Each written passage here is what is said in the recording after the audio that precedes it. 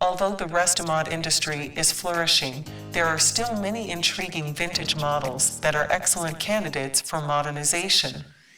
One of them is the Porsche 944, which freelance artist Khyzyl Saleem digitally modified with body pieces drawn from the recently released Porsche 911 GT3 RS.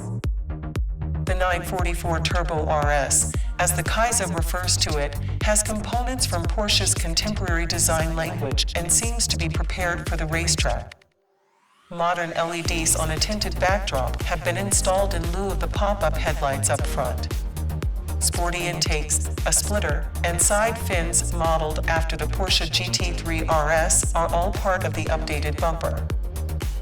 The front and rear fenders are noticeably bigger in the side view, and large diameter alloy wheels are mounted above them.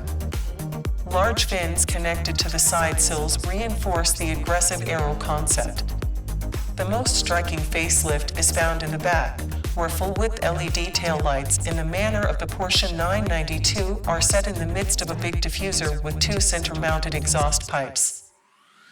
If you are unfamiliar with the development of Porsche's transaxle cars, you should know that the 944 made its debut in 1981 as a greatly improved version of the 924. Its most powerful model was the 944 Turbo S, which had a 2.5-liter turbocharged engine that produced 247 horsepower, 184 kW/250 PS. This is much less than the 992 GT3 RS normally aspirated 4.0-liter flat 5/18.6 horsepower, 386 kW/525 PS. But we predict that a 944 restomod might get a significant power bump coupled with a contemporary chassis configuration to go with the beautiful aero. Thank you for watching.